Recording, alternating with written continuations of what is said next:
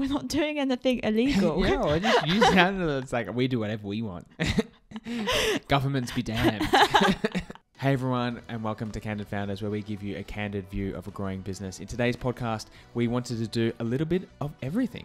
It is a little bit of everything. So there's a few things we're going to be covering. Number one, a strategy session we had with our board to discuss the short-term and long-term revenue levers that we could be pulling now for the business and for the future of the business. We've also got a networking event that we attended last night. So fresh off the press, literally, because it was with the Times newspaper, and we met some awesome people. Yeah. I'm here all week. And yeah, met some really cool people. So we're going to discuss who we met and what we learned. And then we also this week visited a new charity partner that also meant us going on safari. So very cool to call safari work. A few other last bits. You attended a breakfast networking session this week, and we haven't actually discussed how that went. I know it was good, but we haven't kind of gone into the depth yet. We thought we'd do that on the podcast. And finally, a few bits on merchandising and operations. Some big moves we've made on that in the last few weeks. And we are currently hiring. So I thought it'd be cool to cover off what our hiring process currently looks like. It's a bit different because we can hire in whatever way we like. So it's not the usual process, not the usual kind of standard 1 hour interview. So I thought we'd cover that off. Legislation permitting. Obviously, we do it legally. Oh yeah, but no, it's more about like how we actually interview the person is a bit more creative than the normal way, in a good way. We're not doing anything illegal. Yeah, or just use sound. It's like we do whatever we want. Governments be damned. No, it's all kosher, so don't worry. So shall we dive in? Let's do it. Yeah. The board pack and I think our strategy sessions over the past 6 months, I think have taken a really good upward swing. We are in a great position from understanding the numbers, getting almost kind of a predictability behind it, the level of spend we've got across all areas in the business, the revenue that we're bringing in, and it felt like the right stage kind of after doing maybe 4 of our board meetings that we're comfortable with that position and that kind of natural progression. And we wanted to actually spend a bit of time with the great people we've got in our board of a former McKinsey partner and a CMO of a large startup. What are we going to actually be doing for the strategic revenue levers that we've got available to us, or maybe the cost levers, and what are we actually going to do over these next 2 months? So I thought it was a really good session. What did you think? Yeah, absolutely. I agree. I think we got to the position where we'd kind of got into the rhythm of the board, and I felt like we would just be kind of beating on the same drum again if we did it again. Sure, there's a time and place for us to go back to that structured meeting, and maybe it's next month. We kind of go back to it and say, this is what's going on in the business, challenge that. But this time I was like, do you know what? I feel like doing something a bit different. Let's kind of get the Post-it notes out, get the whiteboard out. And it was a really, really good session. I think Tom enjoyed it. Yeah, it was awesome to watch. I guess we've kind of seen him do, from a board perspective, he works with boards quite regularly, but for actually have him take that step back and look at the problem solving sessions that he does at the biggest and best management consultancy in the world, not the biggest, but definitely the best. And he was really kind of honing down to begin with on, and you hear this a lot of like, what's the question and problem that you're trying to answer? And so for us, we were kind of initially just going on like, it literally was as simple as what are our levers, quote unquote. And then the group chat lit up into just lever chat. We love levers. We talk about levers all the time. And but what do you actually mean by levers? Because I feel like that's a bit of jargon. Well, more just like what's going to be the thing that if we do some work on it, it will generate a significant amount of revenue and I guess profitability off the back of it that we can then use to donate. But what Tom was getting at was really, okay, what is the question right now? And the question right now for us is, what are we going to do between now and Christmas? We've got a big problem with seasonality, but what are we going to do between now and Christmas that will hopefully level that curve off from a seasonality perspective before we go into Christmas proper, which will be really September onwards, where we ramp the team up, Christmas. It's already been like that for a year, but this will be like the key question. So what are we going to do between now and then? And yeah, to set the session up, that was a really. What did you think about like the problems that Tom was asking? Like, yeah, great, but what's the problem? What's the real problem here? Well, I think it's what every business owner needs, because we're working in the business all the time. It's very rare that you take that step back and actually think, what are we working on? Is that the right thing? It very easily, you can start going across and working on things, before you know it, a month has disappeared and you've worked on something, and then you turn around and think, actually, that probably wasn't the right thing that we should be working on. Yeah, that's true. So it was that step back we needed, and we just very simply took it back into a 2x2 square where we had, what did we have on the left? Yeah, so we had a matrix, a 2x2 matrix of short term, long term, and then costs and revenue. Yeah. And then we had almost like a further drill down, which was 2 different colored post-it notes of core and non-core. Yeah, so that was as simple as we made it. So we're looking at, okay, from a short-term perspective, what lever can we pull for revenue, and then from a long-term perspective, because those are 2 different things, and you really need to start thinking about them in that way, because there's things that we can do immediately, like within the next few weeks, that might help with our revenue, and then there's other longer-term projects that are just not realistic. They're not going to drive revenue this year. So all the stuff in that box, you really have to prioritize, because if you suddenly go, okay, we're going to work on all of this stuff on long-term revenue, you're not, you run out of cash before you know it. So you have to kind of consider both. And then the same for the cost side of it as well. There's a few levers you can pull on cost. Do you reduce your marketing budget? Do you cut like some kind of cost in somewhere else in the business?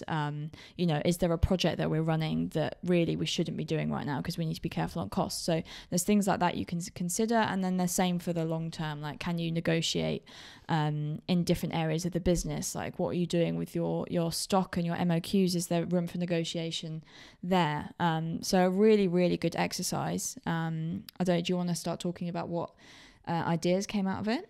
Yeah, sure. We had that. I think I really like the way you put it there, actually, around like long term and short term is really just about cash. And so what are we doing about it's great, we could focus on building the best thing ever and go into a cave, but we just we run out of oxygen and cash. That's a great framing. So what we came off the back of it, a whole wide variety of ideas, and we really cut it down to 2 core things that Lucy and I are going to do over the next 2 months. And for me, the first one was, how do I become like our chief revenue officer? What am I going to do around sales for our wholesale customers and build that business up into something that we can be proud of and work really closely on? So that's my number 1 priority. And that's a short-term lever, right? So that you can do that short-term and long-term. Like, I feel like as a sales, like a revenue officer, that's long-term and short-term, but I kind of want to talk about, what does that mean short-term? Like, what are you actually going to be doing? Yeah, and I thought Tom's way of framing this was really good. He was like, okay, so that's great, but what are you going to do? And I initially thought, okay, great, I'll go straight into building a plan, work out what is going to go with that plan, and then executing it. But he was like, no, let's go more object. I went very input, he went very output.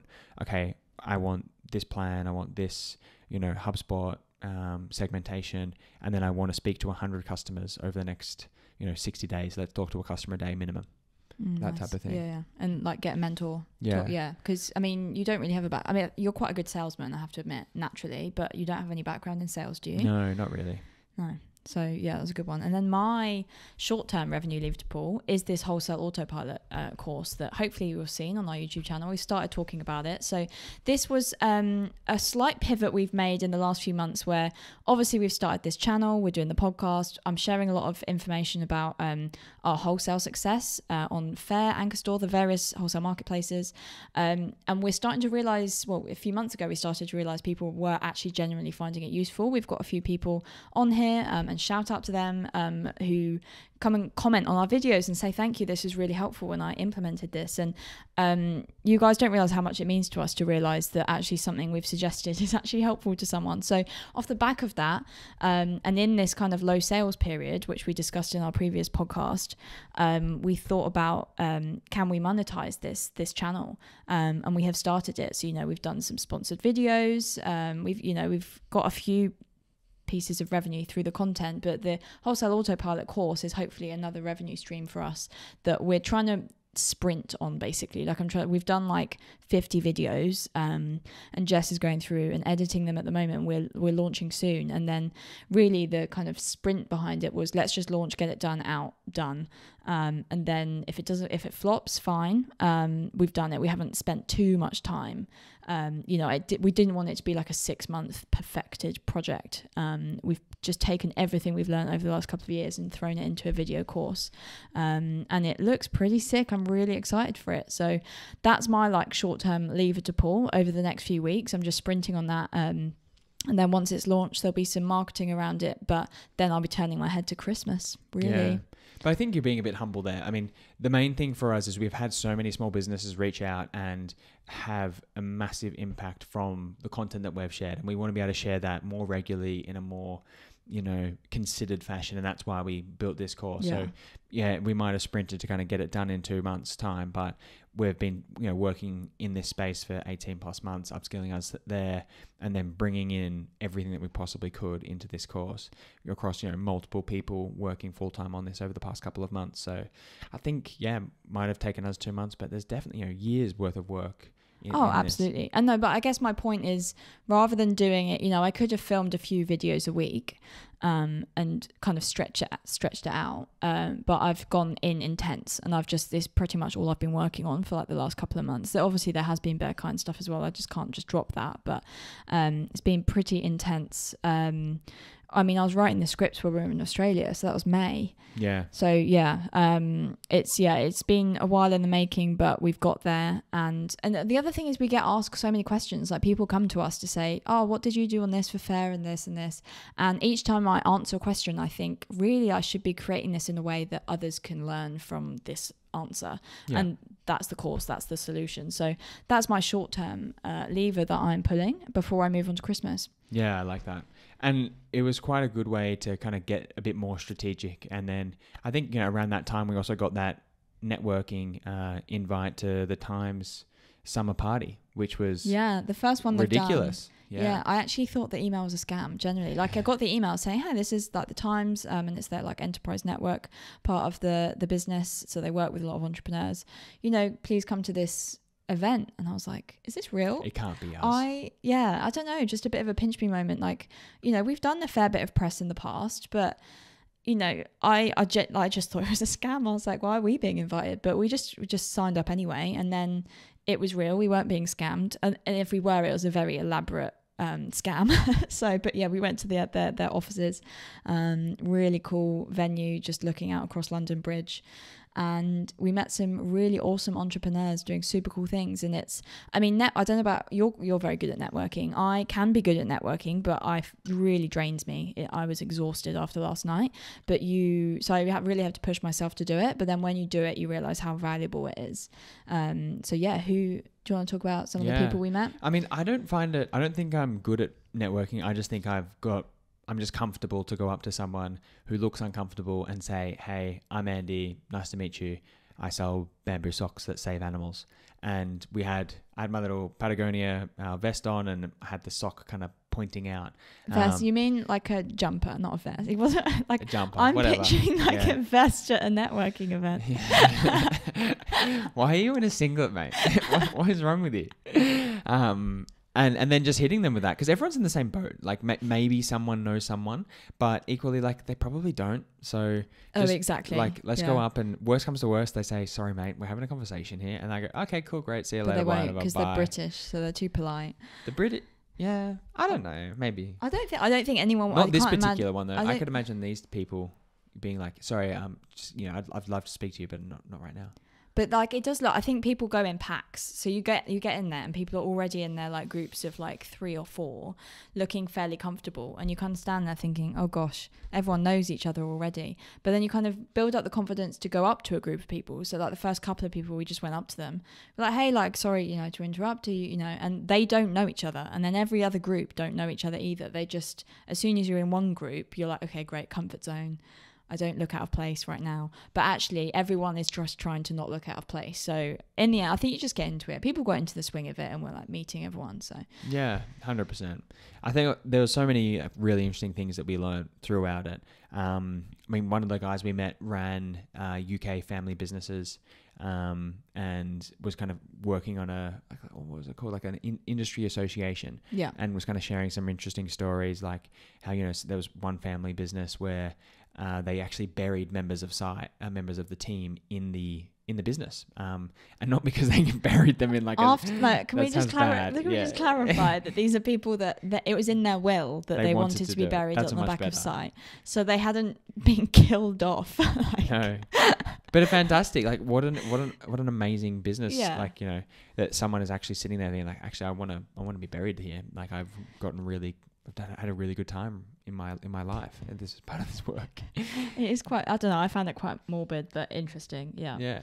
I mean, the same person also shared that they were a former sustainability consultant, and they were sharing that he doesn't understand why with impact reports people don't go wider. So at the moment we're very quantitative. This is what we've donated and this is the impact we've had. But he was suggesting, okay, that's great, but so what?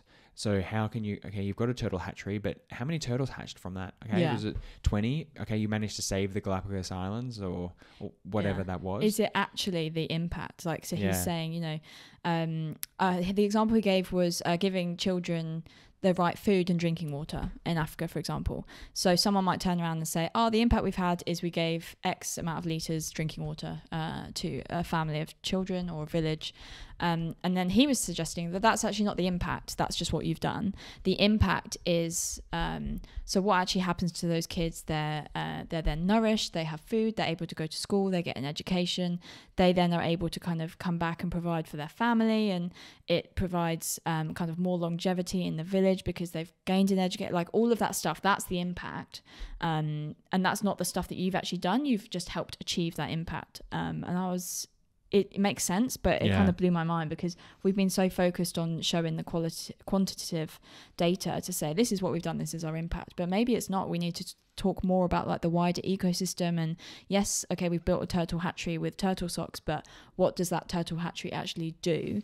What's the community kind of impact as well? So yeah, real food for thought from that person. And then alongside him, the other person that we met was one of the co-founders of a vegan shoe brand called Loki, LOCI. Look them up, they're really cool.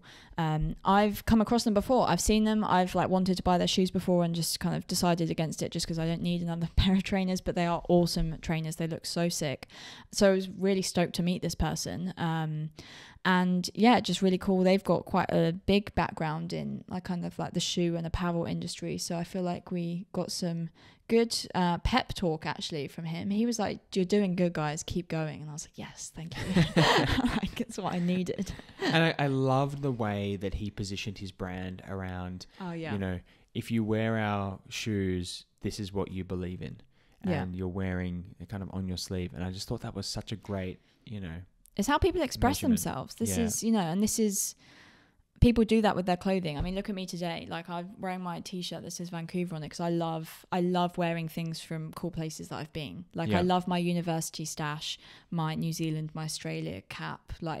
I just love wearing that all the time because I kind of want to embody that cool. I've been to these cool countries. That's what I choose to embody. Yeah. Same with our socks. I want to show off. I love rabbits or bees or hedgehogs, and I think it's the same approach. It's why any clothing you're wearing, it's usually because you're expressing something. Yeah, and I thought it was a great event, but I don't think it was anything like the safari we went on. That was awesome. Yeah. So this Monday just gone, you might know them. Port Lim reached out to me. They are a wildlife reserve in Kent. So they own Port Lim and Howletts. And I've grown up going to this place to see the animals. So we'd, holiday down in Hythe and go and visit it for the day. So pretty special to have these guys reach out and say, hey, I think we could be a good partnership. Yeah, they're a wildlife reserve. What you'd see it as a zoo, but they specifically say they're not like a zoo because they do a lot of rewilding. So they have 2 sites in Kent where you can go as a day visitor and go and see the animals. You can see them being fed. You can go on like a little safari and see them. They've got loads of land, massive enclosures. So what's interesting is Port Lim and Howlett's, they're the trust. So when you go and you spend money there and you know, on entry and anything else on site, all of that money is going back into the running of that place and the feeding of the animals, their health, vets. You know, you can imagine the vet bill for that place. That's one part of it. But they also have the Aspinall Foundation on site, and this is the part of it that reached out to us and wants to work with us and partner with us on some socks. And they are the side of it, and they're very closely intertwined. They are the side of it that work on the projects that actually put the animals back in the wild. So whether these animals have been rescued from the wild, or they've been bred in captivity, or they've come from another zoo to be rehabilitated, to be put back into the wild, these guys will then spend all that time and money on getting those animals back into the wild. It's incredible. They've put over 90 gorillas, I think it was, back into the wild over the years, and a massive upcoming project they're doing is, was it 12? A lot of elephants. 12 or 13. 12 or 13 elephants are being flown back to Africa, and that's 2 flights that they're taking, a massive undergoing, and yeah, it's pretty inspirational. And they reached out to us and said, let's work together. And I was like, yes, 100%, I'd love to. And then they invited us down. So we went on safari, we met some of the partnership team, you know, the fundraising team. And yeah, they really looked after us for that day, gave us loads of ideas. We're going to build a bespoke range of socks for them. So we'll get designing on that because they're 40 years old next year. So I think we'll aim, there's a few things we can do with them in the meantime, but I think we'll aim for a big launch with them April next year when they turn 40, because they'll have all kinds of things going on at that time. But wow, how exciting that just an average Monday is then suddenly a safari for work. Yeah, I liked it from the business standpoint. One of the big things we're really trying to do is integrate. You know, we do so much great work and actual input into charities, the environment, and everything that we're doing is trying to do better and be better for the planet. But we don't really get a chance to talk about that enough. And so I was really happy to go to, you know, a charity that's kind of acting at the very top that then flows through into the rest of our businesses, our direct to consumer, our wholesale. We can tell really great stories about what they're doing, get people really engaged with that. They can connect with, you know, individual animals in some ways and places. And so we're really keen to work with them, and I think it's going to be fun. Yeah, big partnership. Really excited for that. So we'll see how that evolves over the next few months. Yeah. And hopefully years. So that was really exciting. What was the best animal you saw on Monday? Probably the rhinos. I think they were cool. What an amazing beast. Like their hide, their tusk? Horn. You know, how heavy they are. We saw some charge actually at each other and just thought, Jesus, imagine being in between those. What about you? 2. I had 2. The giraffes were amazing. I look at them and you think, how is that real? It's a good shout, actually. How is that real? It's kind of like if you get a kid to make up an animal and it's this thing with tiny, like spindly legs and then a big body and then this huge neck, but they're absolutely incredible. And then the other one I loved seeing was, I can't remember their actual official name because there was lots of them, but there was a species of antelope there, and it was one that had like no pigment, like I think it's melanin, so it's like a lack of melanin, so they're completely bright white. So obviously in the wilds they just wouldn't survive because they're like so obvious for predators to pick off from the herd, but here there's no predators for them. They're quite safe to like breed as they go on, so they had quite a few of them, and it just reminded me of our bunny Fuji, who is albino, so he's just bright white and he would not last a second in the wild. So I was just looking, come up to the line and pat him. Yeah, can I please have a knee rub, please? Thank you. So they reminded me of him, so that was pretty cool. So altogether that was a pretty good day, and we've had a busy week because then I think literally the next day was when you went to this breakfast networking session. The other day was massive. It was from 7 a.m. to 10 p.m. Just kind of like back to back working or meetings or what have you. So we went to this e-commerce breakfast basically for e-commerce founders, which was really good to kind of speak to other, business owners that are running large or similar sized businesses to us, and what they're doing. I actually met the founder of Wipe, who were on Dragon's Den, which was really interesting to speak to them. We watched their pitch. I remember watching it. Yeah. And they had some interesting stories to tell. actually, I'm not sure if I can't share too much about it, but that was kind of the idea. Like, it was actually, you were able to share really candidly what you thought and where you were going, and had someone else done it, which was great. It was set up by Predico, who do stock management essentially and inventory management, and really help you avoid some of the errors that we've made with our stock keeping at the moment. So that was kind of off the back of that, like how do we improve stock management. But they broke down a panel into kind of two functions. The first was around manufacturing, and then the second was around merchandising and operations, which was exactly what I wanted to be there for. So we had this gent called Neil Sada from Get Flex Chain, and he's a serial e-commerce entrepreneur that is pretty good at manufacturing now, and wanted to kind of do that with e-commerce partners, and start to help us reduce our costs, and increase our quality as well. So I learnt some crazy things. I'm sure a retailer's going to sit there and be like, "Man, how did you not know that?" Like, the number one is this acronym CMT, cut, make, trim. And he was like, "Oh, so do you CMT your products?" And I said, what's that?" And he cut, make, and trim. Basically, you can send the fibers to the manufacturer, and they will essentially assemble it, or CMT, cut, make, and trim for you, and that will really reduce the cost. And this company makes period pants actually, and they had an input cost of I don't know if I can say, but they were able to get it down to 30% of what it was with doing the free on board method, which is essentially you build everything as a manufacturer, including getting all the products. So a really interesting way of how can you reduce costs by ordering. So that was very interesting to see for us as well. Which makes sense, because like, I guess the model we've chosen is we've gone to a manufacturer and they do everything for us. But that just shows kind of our naivety in the industry, that I wouldn't really know what to do otherwise. I think it would be a very, very laborious process for me to kind of work out where to get all the individual parts and put it together and make it happen. Like, that's just how we started. And I think it's the right move to start looking at it now, because again, it's this kind of short-term lever of where can we reduce costs, or maybe a medium-term lever. Yeah, probably. Yeah, medium, longer. But something that's important that needs to continue, even though it's never going to be urgent. But yeah, I wouldn't have known to do that. And I think, this is showing these events are so important, because every time we have a valuable conversation that teaches us something new. So yeah, if you're in an industry that you just have no experience in, like us, then just have more conversations. You just learn something every time. And I think one of the interesting parts that, what I learned from a McKinsey consultant is that you can go out and become an industry expert in 12, 18 months if you put the work in and you speak to those people. And so we're probably not going as intensely as they are, but we're definitely going in with that mindset that we want to become, at the end of this, real retail experts on our particular areas. And so I thought that was quite an interesting little take, and I was just thinking about that throughout the day. Okay, so I have a question for you, because your background is finance, right? You've done 10 years plus in finance, and you basically you were an expert in what you did. Of course, you were in it for so long. So is this how you're seeing it now? Like, when you're working, do you think you're thinking, I want to be an expert in this specific field? Like, is that how you're thinking about it, or are you just trying to make this company work? No, I'm not thinking about it as being an expert, more just I want to know more.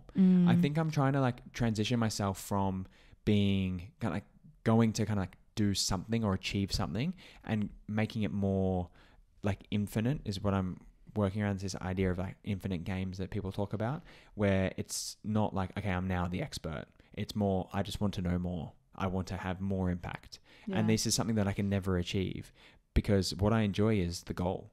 And so I want to keep learning more, which means I'm going to hopefully have more of an impact. And that's kind of the game that I'm playing right now. Interesting. And we've both, I feel recently started kind of picking at the scab of, do we study again? I feel we've kind of gone on and off. Do we do an MBA, go back to uni at some point? Before you left the bank, you were looking at what they called executive MBAs. Do you think you're scratching that itch at the moment? I think I was doing that because I wasn't the learning had stopped in corporate. In the big corporate. Yeah. I kind of got to that stage where it was very much an execution role. I was kind of do, and more political. And so the skills that I was needing to build I was kind of yearning to build something a bit more hard and tangible. Maybe an MBA is not really that hard or tangible, but something I can grab onto and say like, this is what I can do. Whereas what I should have been thinking is like, okay, if I want to get CEO, it's more politics, and that's not something that I'm really interested in doing at the moment right now.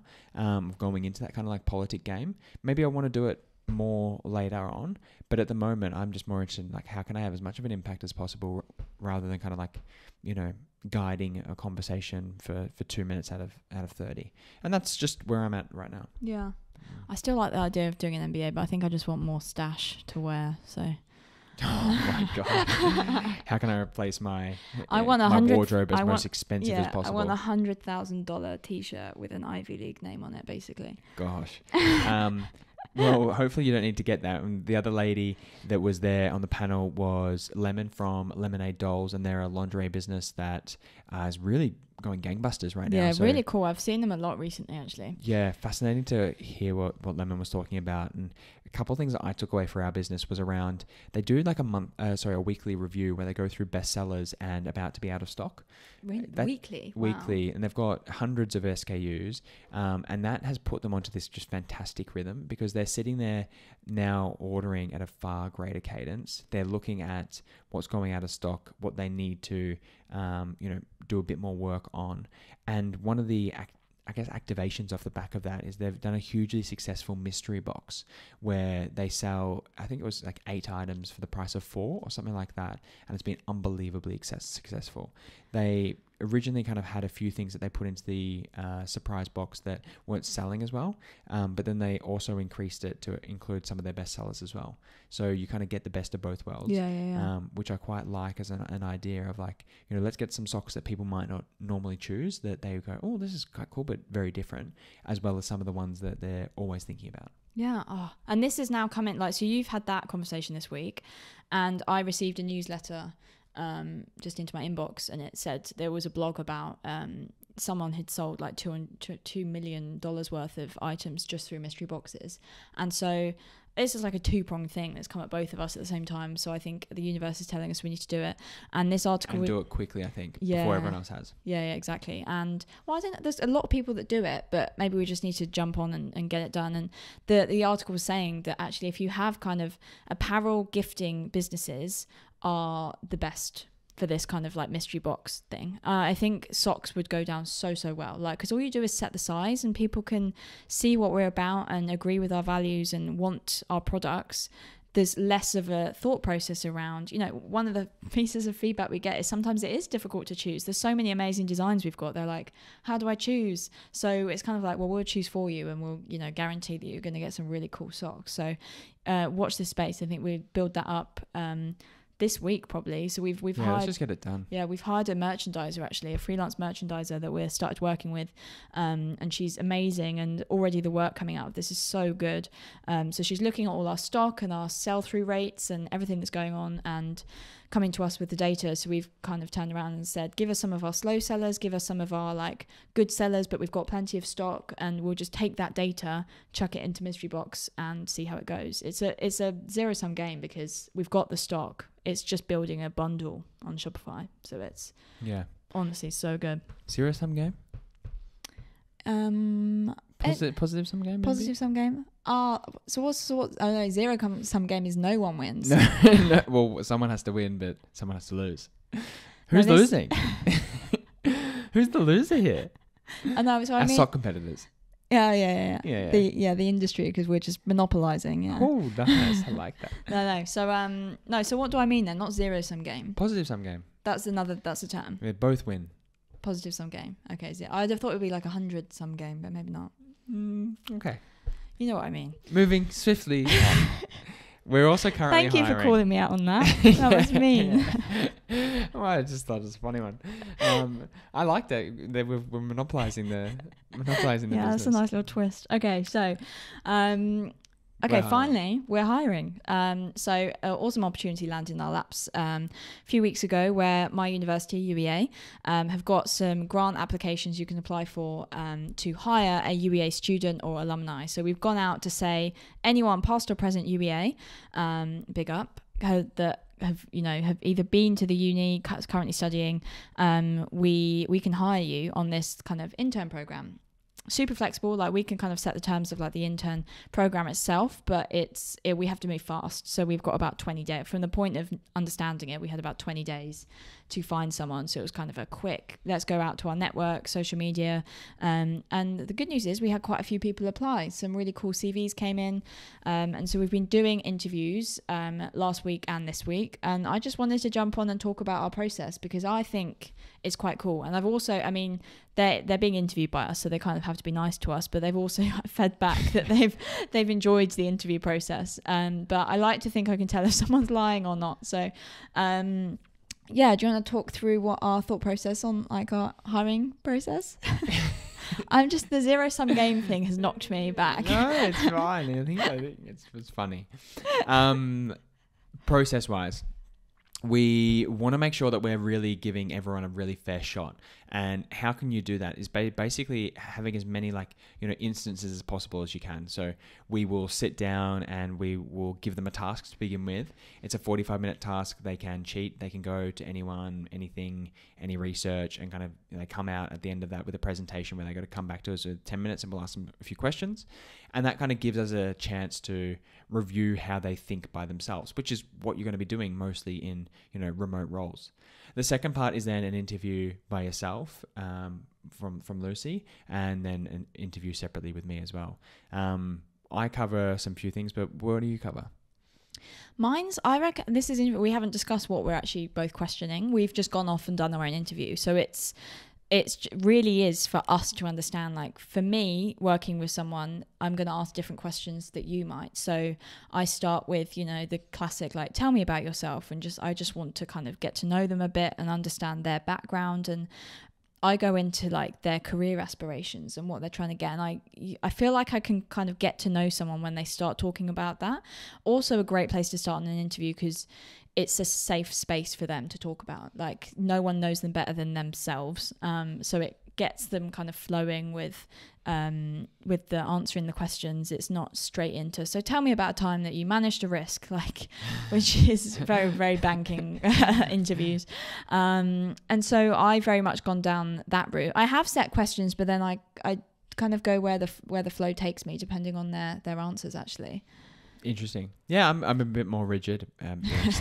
Surprise. For me, I just want something where I can level set across multiple people, and so I ask the same questions around that, and see how it feels. I'm really trying to aim for a few things with my questions, so I want to understand, I guess, throughout them if it feels like I can work with somebody. Am I going to enjoy working with them? Are they structured? Can they explain their thinking? And are they open to then kind of not banter, but back and forth on that thinking together, which I think is really important. And you can pick up quite quickly if someone's very, I guess, holding their ideas potentially too tightly and are totally married to it. It's actually all we're doing is we're just trying to improve it for the business here. And so that's really important for me. I also want to understand, when they're going through their thought process, does it make sense? Have they thought about their thinking, and are they saying, okay, this is how I set up this project. The reason why I set it up was because of X, Y, Z. What looks attractive to me is, a few big important things. And then I drove down on each individual one, and I felt comfortable and confident on each of those areas. So that's kind of like what I'm looking at. And then I think I'm also trying to place them on almost like a developmental matrix. And so for me, I want to understand, where are they? Are they, going to need a lot of hand-holding to begin with because they can't self-seek and work out what they need to do next?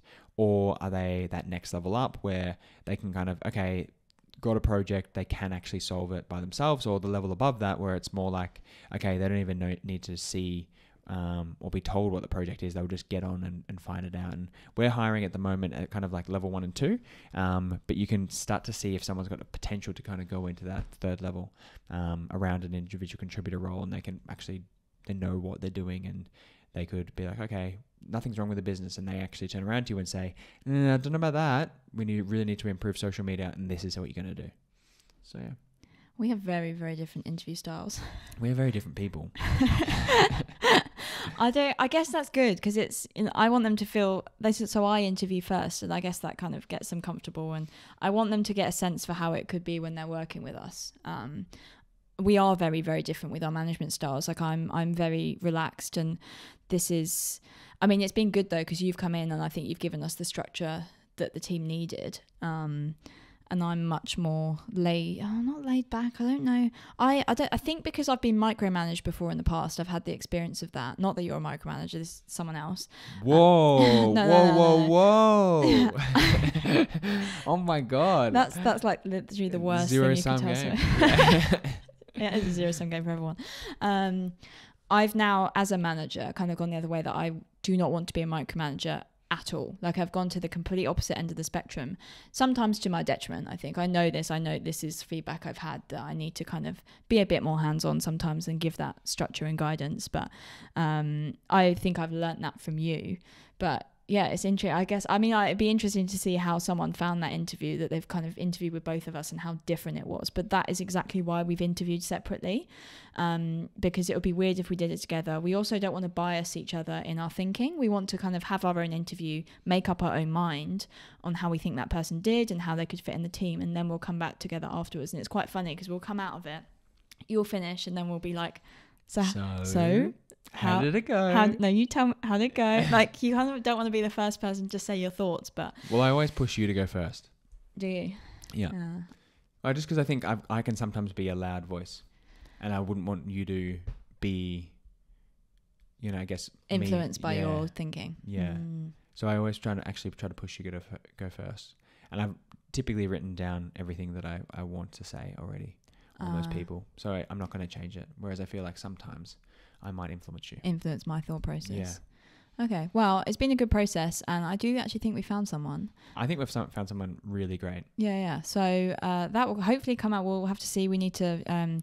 What else is very interesting about this? How the way we structured this is because it was such a last minute thing, and we're such a small team. We're looking for generalists, so we're not looking for someone super experienced and super niche. We're looking for someone who has the right energy, the right motivation, could work well remotely, and just jump in and get involved. And there's going to be all sorts of things floating around, and that's what all of us are on the team. We definitely have our part strengths and our things that we work on consistently, but we're looking for someone that is just willing to like get involved. And so the job description was really weird because I had to be like, well, we're looking for someone to help us sell more socks. In any way, shape or form, just anything. Please help. So it was help yeah. immediately. So it's a really hard one to then advertise, because I get some people are like, but can you tell me exactly what we're going to be doing? And I will give some guidance, but sometimes I don't know what I'm doing tomorrow or the next week. Like we've obviously got our key objectives, but it's a small business, anything can happen. So that is the absolute right environment for some people and others not. So it's an interesting one to advertise for. But yeah, that's really exciting. I think we found someone for that. Yeah. I think the way that I describe it is we, by example, Bushra came in, and in the past 12 months, she's gone from 18 months really, maybe a bit longer. Bushra's gone from managing just the emails and with a bit of guidance, now running it herself, then the website, and now SEO, and kind of taking on broad chunks of area plus Etsy, to be honest. All kinds of stuff. And so, it was B2C to start with, and then it was wholesale, and then it's and it's B2C on the emails as well. So that complexity is really ratcheting up, and her growth is really ratcheting it up as well. So when someone comes to me and says, okay, well, what are we going to do? Well, your first project's definitely going to be wholesale, and working with me on that. But the second project, I've got no idea. Let's see where you've got, and let's see where the business is, and that Venn diagram, that overlap. What we really need and what you're going to be good at is what we're going to put you in. So that's, I think, a really fun part as well. Oh, definitely. And it's also why we've had these young people that have come through on intern programs, or like they've just finished uni and they're joining us.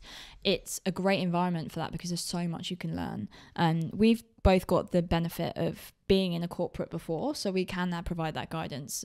So Beth, who previously worked with us, we knew she wanted to go and join like a kind of corporate grad scheme. That was what she told us when she joined. So we said, great, do that. Just work with us for a bit. So we were able to give her that support of work with us, learn, but we can also coach you before you go into the corporate world.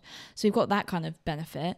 But also it's a small team. So you just see everything that's going on. Like you come into a meeting and we're talking about the finance. We've just had a board meeting and this is what's happening on product and the designs. And so it's a really exciting, diverse place to work. I feel like I'm pitching to someone here, like, come work for us. We can't take everyone.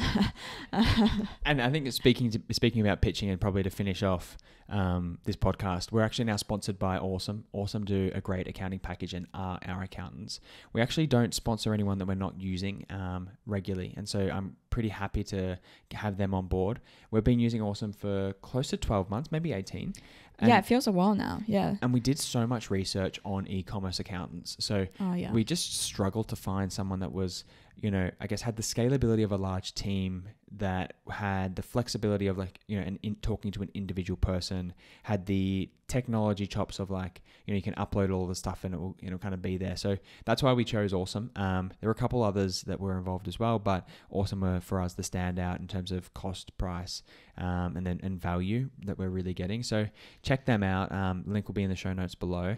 We get a little bit of cash off the back of it. Obviously, as a small business, that helps us know if this is actually working or not. They've got 2 offerings, the accounting and then the company secretary stuff. So check out both of those. And that's, I think, it for us with the podcast today. Yeah, absolutely. Thanks for listening, everyone. If you like this episode, please show your support by dropping us a like and subscribing to our channel, and we'll be back to you with more podcasts in the future. Ciao, ciao.